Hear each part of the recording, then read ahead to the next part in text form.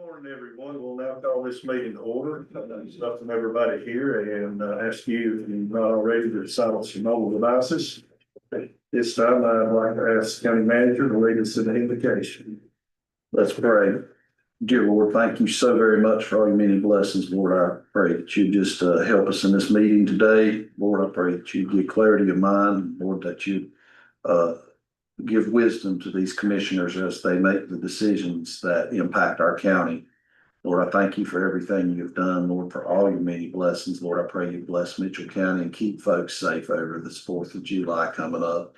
Lord, these things I ask in your name, Jesus Christ. Amen. Indeed. Nation, salute, flag.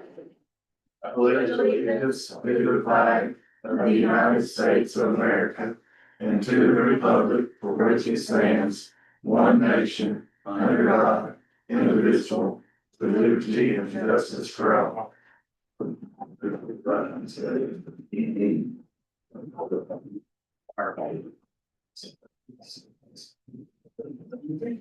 Sir. Board, you'll make yourself aware of the ethics awareness and conflict of interest reminder. At this time, if anybody has a conflict, please let it be known. Are there any additions or changes to the agenda this morning? Mr. Chairman, Yes, sir. if we may, for the 15th closed session, if we can add a potential property acquisition discussion, as well as the opioid litigation, as well as a 15A for potential action after closed session. That's a lot this morning for. Just a few light things. I make a motion, we had those items as stated. As stated, yes. Exactly. All in favor? With those items that have been added, do I have a motion to adopt the agenda? So much. Do I have a second? Second. All in favor? And we'll look at your minutes. We'll go approval of the minutes. June 2nd, 2025, regular session minutes. Everybody have a chance to look at those. I did. I have one change. Deidre, it says I'm the chairman right here. Can you change that? Cause I'm not. Yeah, thank you. Okay, with that noted change, do I have a motion to accept? June 2nd. Second. Do I have a motion? I thought somebody made a motion the same time I did.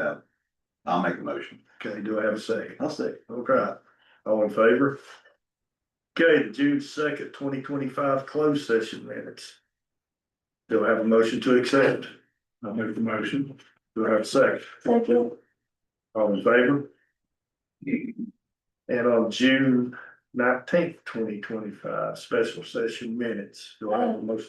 Yes, ma'am. Chairman, I would like to just make a notation in there. I try to get in the habit of when we do board appointments, notating the term of how long the appointment's for. And so the library appointment was for 2 years. So if we could add that for the minutes, so it's easier to find later. Okay, That's my only amendment. all right, with that change from Ms. Masters, do I have a motion to accept the June 19th special session? I'll make the motion. Do I have a second? All in favor? Do we have anybody for public comments today? We have none. Okay, items for discussion. Item 10A. Final budget amendment number 6. And I do apologize. You didn't get this till late last night, so if you have any questions, I'll be happy to answer them now or even after the meeting if you see some. This is like the third draft of this. And it got a little complicated. However, I'm gonna say this about it. It's very, very tight. Normally, this time of the year, I'm throwing a little bit of money in places to not go over at the end of the year, but this time I pulled money in so we would not hit fund balance. So it is very, very tight. just a recap, the budget this year started at 25,355,627. We are ending at 49,989,388. Again, just shy, very shy of $50 million. And that is 100% FEMA. Just the FEMA category, its own is right at 17 million. That didn't count like capital things we had to do that was because of the storm. And then insurance alone was about 640,000. So it's pretty much all related to the hurricane. So with that being said, if you have any questions, I'll be glad. One of the things too, you're gonna see, not only the Fund 10, you're going to have on this a budget amendment for Fund 18 and Fund 19, and those are the two cash flow ones.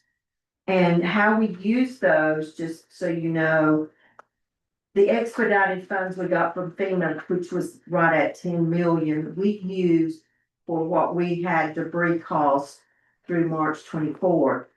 So from March 25th forward, we use the cash flow money to pay those expenses until FEMA reimburses us for those. So at this point, I have used both cash flow loans in their entirety. So they also got pulled in to this budget, and that was close to 5 million, 4.8 or something. So that's what has caused this budget's number to really grow. It's not necessarily expenses that we've incurred, it's expenses as a result of the storm. And then on Fund 24, travel and tourism, I kind of panicked a little bit yesterday afternoon because looking back at where we are now and what we got last year, her funds that come in July are actually for June, and last year's a little over 23,000. And I got worried that we were gonna go over her budgeted amount of 300,000 by like maybe 1 or 2,000. I don't know how much rentals were in June until I get the money in July, so I'm putting an extra 10 in hers just so we don't go over in travel and tourism budget. And as you know, I have to budget amend on our budget, and then she'll have to do a budget amendment later today with her board to recognize that. We have to That's the do it occupancy twice. tax, right? Huh? That's, Occupancy tax, travel and tourism, yeah. heads and beds, Yeah, right? Right, you've trained us well.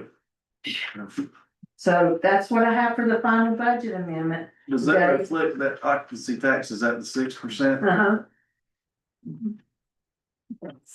We had budgeted 300,000 for the year, and I'm just afraid we're gonna go slightly over, and we may come slightly under. I don't have any way of gauging what June looks like, so the money comes in and it doesn't come into like mid-July. So I'm just doing that as a precaution. Since she does have a standalone budget too, I didn't want hers to go over just slightly for her audit, so I'd rather put a little extra in there. You don't need it, we don't need it. She's definitely not gonna spend it because her expenditures are done. It's just her revenues may be a little bit more. Any other questions? And I do apologize. I did not plan, literally for this to go out that late last night, but. Well, it went out that late last night. That means you were here working probably early yesterday morning all the way. I worked 12 hours yesterday on this thing. Trust me, it's not easy. Well, thank you for that, Mavis, and also thank you for the explanation on how our budget has increased from our. We're going back down. This year's starting back down at where it's supposed to be, but unfortunately, this is a huge number for this year.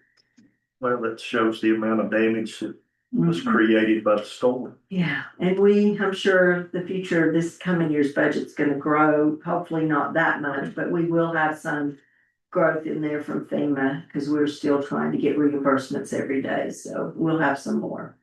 Well, how's that process coming? Slow.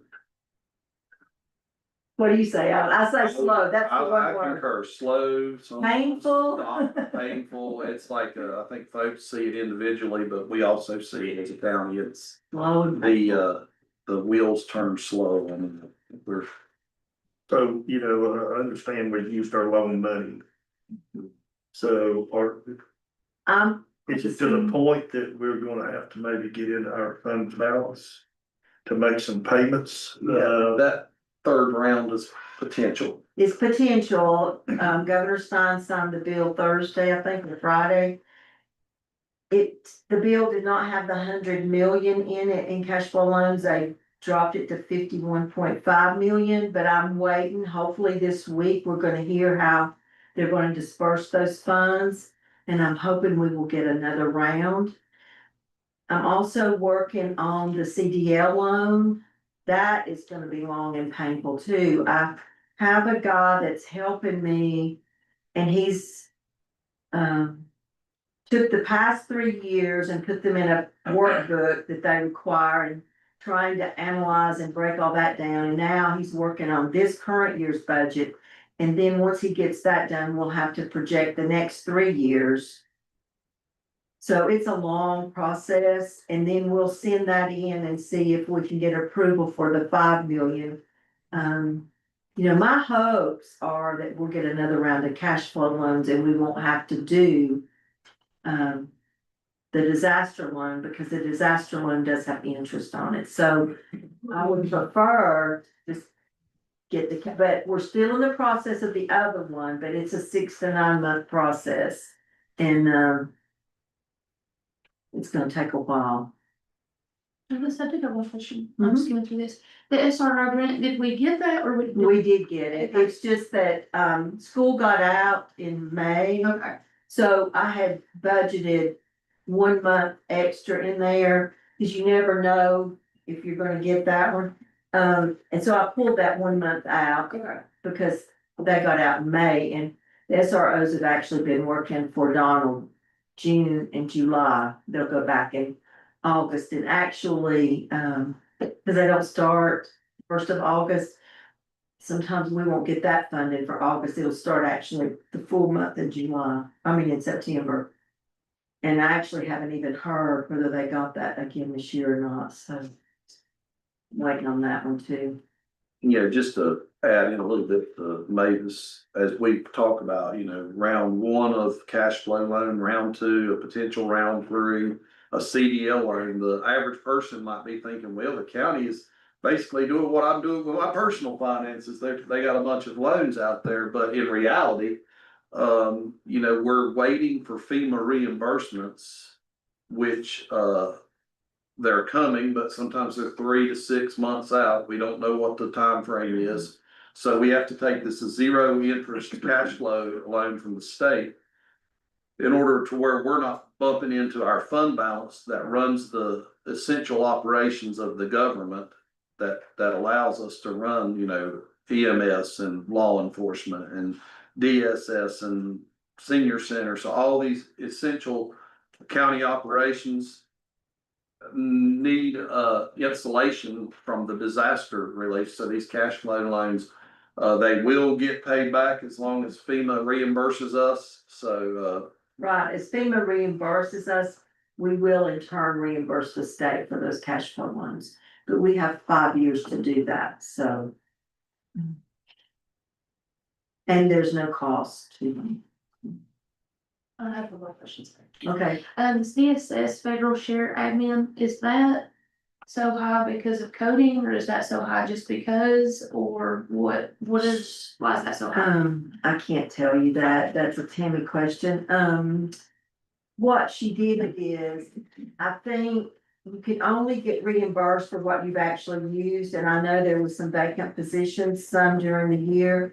And then she got some state reimbursement, so you're gonna see an increase in the state reimbursement and a little bit of decrease in the federal reimbursement. She was just afraid she had that federal reimbursement too high. And then the other thing with the storm, they got another pot of money that was disaster money, which covered some of the stuff that would have been done when normally under the federal admin. So this was a little bit of an unusual year. And actually, you'll see the same thing on Child Protective Services and Special Assistance. They didn't probably use the same amount of money they would have used if they hadn't had the storm and hadn't got the special pots of money for disaster relief.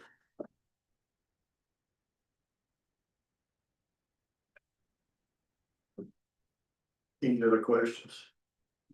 Comments? If you have any, you come see me afterwards and I can, trust me, I think I could see it in my sleep. Ladies, thank you for what you do. And all the extra time that you put into this. It's a busy time of the year, that's for sure. So I'll need a motion and a second and approval for the final budget amendment, and we'll try to close the books out for this year. Do I have a motion?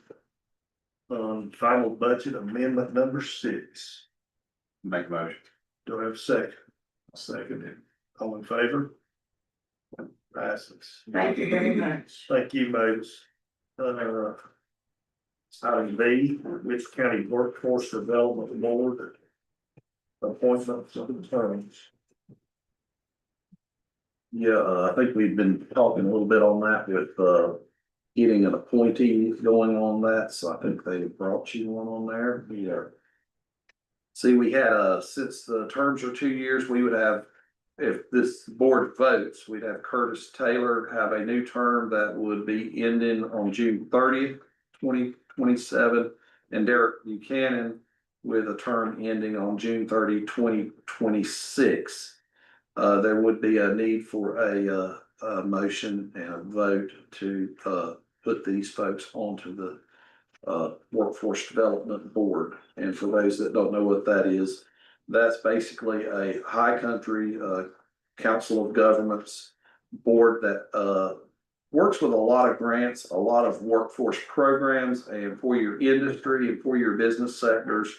Those decisions on that Workforce Development Board will kind of guide a lot of funding and a lot of specific programs to develop our workforce in our area.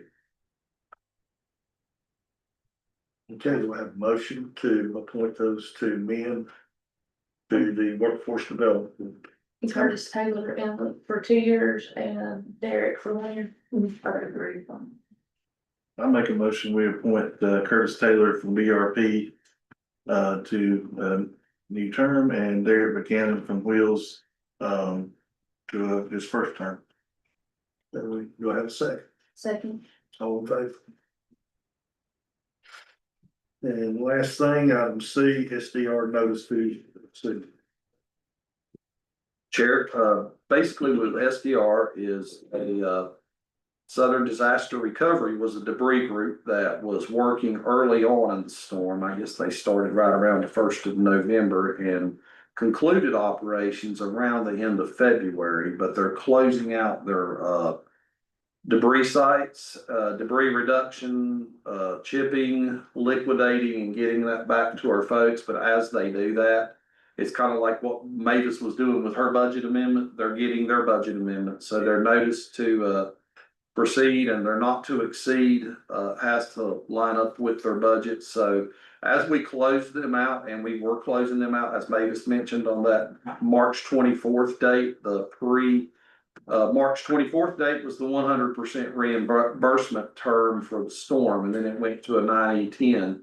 So as we work to move them out of there, we're closing out things and adding a little bit more on those notices that we've done over the last bit. So right now, this one, I'm believing it's going to close us out, probably get them off the books.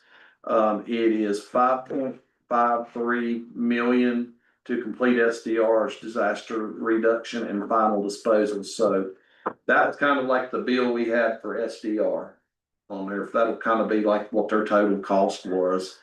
So, you know, we had to go from like, I think 1 million initially, then to 2 million and change, and then it went to 3 million. Now it's closing out at 5.53 million. What are they doing to mitigate their fire in Esteto?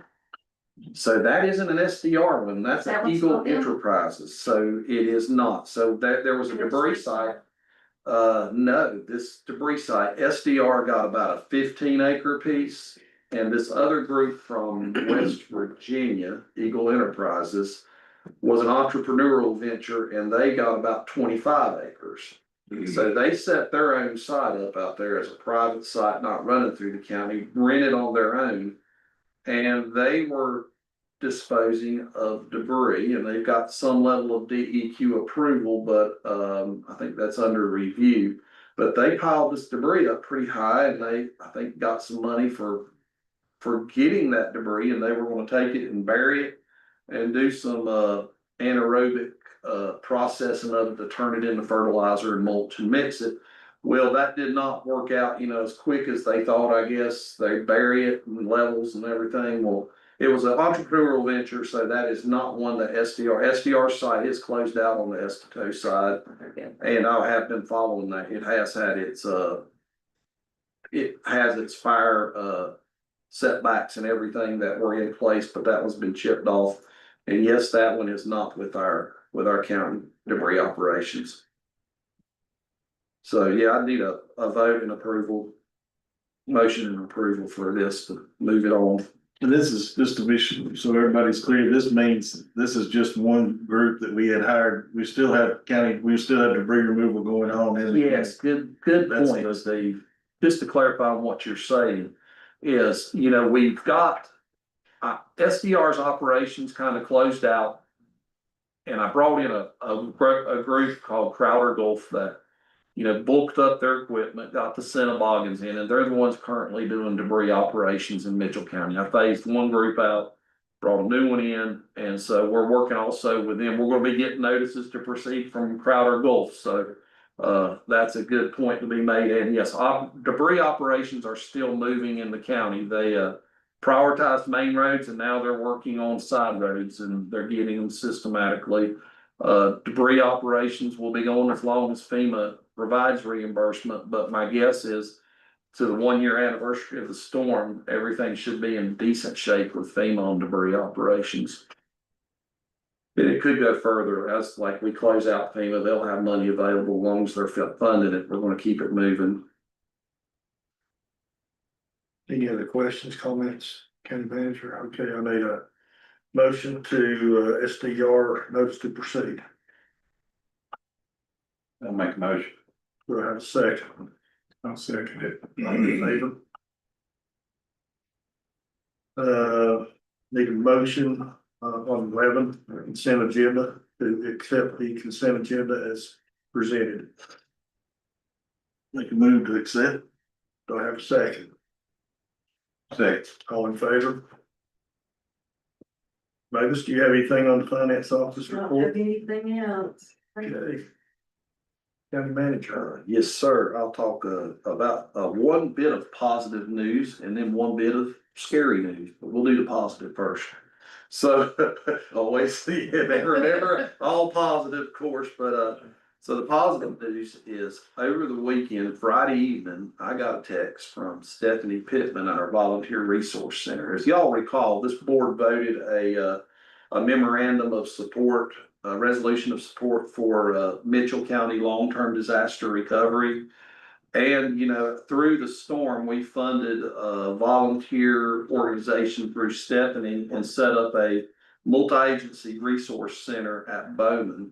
Well, this long-term disaster recovery group, with the help of our VOADs, our volunteer organizations that came in early on in the storm, said that you need to set up a volunteer group that can help Mitchell County residents going forward long-term. But one of the things we lacked was solid funding and sustainable funding. And so they applied for the Red Cross grant. And guess how much money they got Friday? $1 million for long-term disaster recovery in Mitchell County. They got several other grants come through, but we got the big fish right there. And now that will be able to set up a sustainable payroll.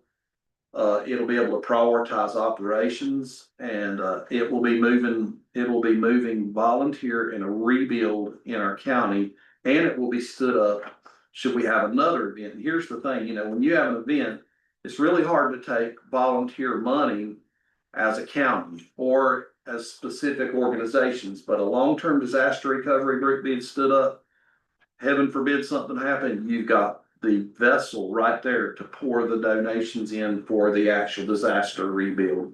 For those folks whose homes have been destroyed, you know it goes right to the rebuild. So that is awesome news. I'll probably get Stephanie to come in at a future meeting and really expand on it some more. Okay, now for the bad news. I attended the wildfire summit. Yeah, no, well, we've got Next time do the a, bad one first. yeah, it's got mixed up, yeah, so get it first. I went to the wildfire summit and, we had a speaker that was, the Sevier County Fire Chief, and they talked about the fire that occurred in, Gatlinburg, Tennessee, that took 14 lives and destroyed about 2,500 homes. And they started talking about, you know, what our profile is for wildfires in Mitchell County. And to put a point of comparison to this Sevierville or this Gatlinburg fire, it started 5 miles away from Gatlinburg in a relatively contained area. It had to climb about 2 mountains to get to Gatlinburg.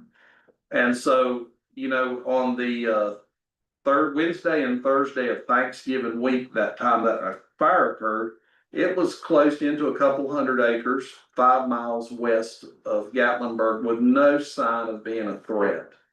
Well, in the course of Sunday, a frontal system comes through, and from Sunday morning to Monday, in a 24-hour period, that fire runs 5 miles approximately, and basically destroys a lot of Gatlinburg. And they talked about this fire with the factors that made it move. And I'll tell you, kind of as citizens and as commissioners, some of the things we got to be aware of. If we're in a drought condition, that's not good. If the fuel load is high, that's not good. And if the winds are blowing, that's not good. You have these 3 factors come together. It don't matter how much mitigation we do for fire. When it's jumping 1 mile with ashes blowing down, we will not be able to keep in front of it. Gatlinburg folks could not do it. California folks could not do it. Wind-driven fire in a drought condition with fuel load up.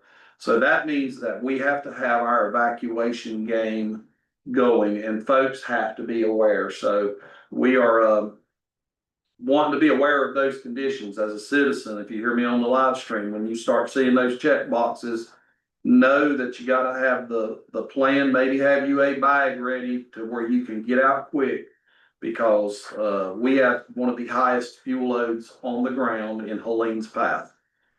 They showed that at that wildfire summit. When they showed the map, Mitchell County, the entire county is, if it's a heat coded map that starts at green and goes to black, you got green, yellow, orange, red, black. Well, we're reds and blacks, the whole county. You can go in other areas of Helene, and there's some localized areas like that, but our whole county's laying that way. So if we get a 50-mile-an-hour wind and it's a drought, you can bet our emergency management, our volunteer fire services, we're going to be watching that with an eagle eye. And they said, how do these fires start? Well, 2 out of 3 of the ones that were in the Gatlinburg area, one of the cases was it was undecided how the fire started, but the other 2 were related to power lines falling. And so when you get that wind on that frontal system with that drought, that's what causes the tree to fall over the power line and sparks off the woods. So I say this right now early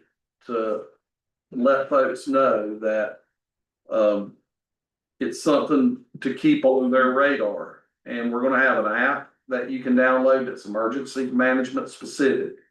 We have we're going to have areas, and as we run through our public information officer, our disaster public information officer, who is sitting on the back row back there, we're going to be getting out a lot of information into the communities, and we're going to be setting up plans on what evacuations might look like and how that's done.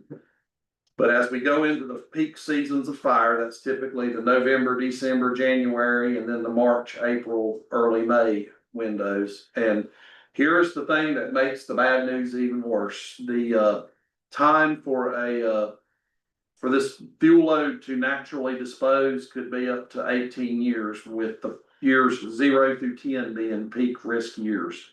So it's not just a 1-year risk on this fire, this is a 10-year risk.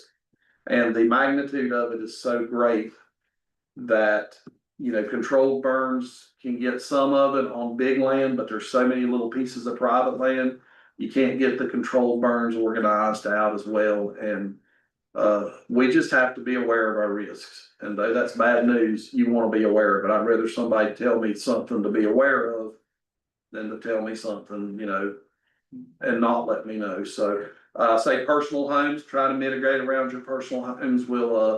We'll be keeping you aware of any grant stuff that may be for personal fire risk mediation. Do we have any concerns with fireworks being shut off this weekend? So fireworks that are done on an organized basis with the fire marshal that place these towns, the fire marshal will check and look at their plan and how it's done. We have been getting enough rain and high relative humidity. When the humidity's say above what I'm learning on this, and I don't consider myself an expert by any means, but they said under 35% humidity is not good. That can cause a fire to move. But if it's over 40%, it's a little harder for a fire to get going. And it's very green right now, so we don't have that drought factor coming in. And the way we've been getting showers every couple of days, I'll say this, it probably will be all right, but if it's in an area where there's a lot of down trees, I would not advise shooting fireworks. If it stays dry and windy during the next few days, I would not advise doing fireworks. If there is some type of ban on that, we will be getting that information out. If we say that, you know, hey, it's all of a sudden dried up fronts have come through and the cool fronts have took the humidity down, go to our website, and we'll also be putting that out in our media sources. So recently when I went to Texas, I had the opportunity to meet up with our Texas team that came to.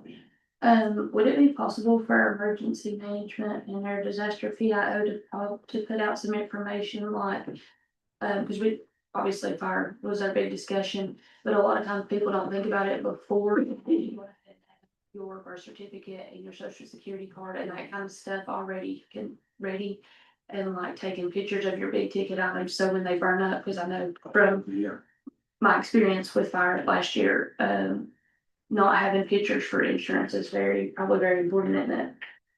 Is there some sort of video? I think we can do it our next DOC, maybe flesh that out a little bit more. We got an emergency operations meeting. I think we can maybe spec that out and maybe build it out. Citizens can maybe go ahead and kind of know what, because when there's an emergency, kind of go. Yeah, Blank. they talked about like going in from like a heightened alert where you're, if we do this and we can pull it out and it's not like a wind blown quick event, but if we have a fire smoldering, we want to be able to tell the folks 3 and 4 miles away, hey, you're on a yellow alert. Have your bags packed in your car, be ready to go should the wind start up. And I didn't go as far as to say like a livestock plan if you've got livestock, because yes. I know we've been working with the Farm Bureau Women's Committee trying to figure out like if there's a fire here, we can move livestock to, we've got different farmers around the county that would open their fields up. That would be awesome to have a livestock evacuation plan as well. That's good stuff. We're working through a lot of that. We've been talking a lot about that, but the Wildfire Summit just basically brought it. When I heard about the Gatlinburg fire, it just kind of was sobering to me. And I know Lee's got some connections with the gentleman that spoke about that, and we might can get him to Mitchell County to talk a little bit about, you know, reflecting on some of the things that went on with that. But yeah, of course, you know, other parts of my county manager report, Mavis and I've been kind of in year-end craziness, and I've been a lot of meetings and stuff going on, but we do got some ribbon cuttings coming up soon. Deidre will talk to y'all about with the new driver's license office about to open, and I'm about to finalize. I'm working on a door relocation over at the law enforcement center. When I get that done, we'll have that, but I could foresee us having a ribbon cutting each month, starting probably July, August, and September possibly, so it's getting close, we're moving a lot of things. And that would conclude my report as we are striving for the moment. You've been concerned and made us aware, I think we've all been concerned. Several weeks after the storm, when we went into the recovery fund of the wildfire risk. And I hope that we can get this out to the public. As information. Not necessarily to scare everybody to death, but make them aware that this is a probability. And I'm glad to see that EM is working on some different things. We know where the fire load or the damage is at, obviously, in different parts of the county. So, just as an example, I'll throw in Humpback Mountain. Pretty severely damaged. One way in, one way out. So are we going to be able to break these communities down in isolated situations like this? If a fire occurs, evacuation plan for these folks, how we get them out safely? I know, emergency management's talks exactly about that. They're wanting to go into some of these communities that have the most, trees now, like, head of Beans Creek back up in there. They're trying to make sure that there's maybe 2 exit ways to get out of there, things like that, or at least have a network of spiders up in there. If they're not listening to our, our app or have any way to communicate, we're gonna bring in-person teams up in there to try to get them in a heightened sense of, hey, you're gonna have to be ready to roll because there's a fire brewing.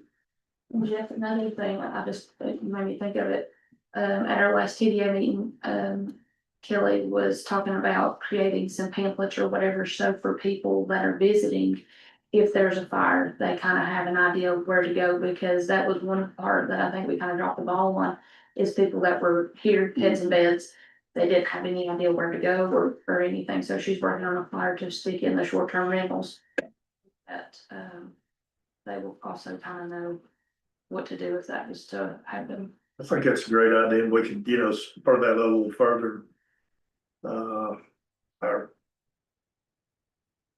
Let me say, the Switzerland Inn, Big Glen Lodge, those guys, they have that same information. So if something were to happen, here's plan A. This is how you're gonna do, because, I would say most of those folks in the Gatlinburg situation were visitors. It was Thanksgiving weekend, just winding And down. if you're a visitor, you're not familiar with the roads like we are, the terrain. So it's a totally different ballgame if you're visiting an area that you're not familiar with and something happens and you don't know where to go, what to do, how to get out. So I think that's a great idea, Kelly. So, looks like our, county team is ahead of the game. Really, in getting prepared. And, we hope we never have to use it. Okay. But, reality is reality, guys. So. Anybody else? Okay, board comments, Mr. Blair Pins. No, I don't have any comments this morning, believe it or not. Thank you, Finance Department, for all the hard work you've done this month, and we don't give you enough credit either for being so attentive to each and every one of us here on this board. No, Thanks, sir. I really appreciate it, and I'm sure they all do too. I have a long closed session, so you might think that. Closed session. Yeah, do we got to throw that copy of that tree? Yes, sir. Mr. Pittman. I'd say the same thing, Dave. Thank you, Mavis, Alan, Deidre, Allison. Those guys did an awesome job putting all this together. It's been a lot of work and a lot of time, so appreciate y'all. Appreciate you too for it. Yes, thank you. Ms. Harlan. No, just I appreciate the staff, and then if any of the citizens on the live stream have concerns about wildfire, I'll please reach out to county staff, any of the commissioners, or, it's better to be educated and just have a game plan. Yes. Mr. Lloyd. Same, I appreciate, the staff, the county government, I really appreciate, the commissioners, Mavis, Al and Deidre, helping me get through the first budget. It's been a lot easier than I really expected, and I appreciate it. If I'm sort of sticking out of school, because I'm still getting marked, but I appreciate that answer. Thank you. And I'll echo what everybody else has said. It's been a long 9 months, it's been a hard 9 months. With all the extra that has consumed this office, this staff, this county. So it's been a team effort to pull this off. Thank you for your leadership and your advice. And I've had several bucks over the last 7 to 10 days in person. Come up and thank county government, county leadership, county commissioners, for what we're doing. So, their comment is, I just want to say something positive to you because you probably have negative comments. And, it's been I've had at least, I'm gonna say a dozen people, so I just want to let you guys know that there are people out there that do appreciate what we do. Not everything we hear is negative like that, get our chops fast. That made me feel good. I thank them for saying that. So, okay, we're entering the closed session 143, 318, 11A3. Do I have a motion to go into closed session? So, Do I have a second? I'll second it. All in favor? Attorneys, clerk to the board, commissioners, county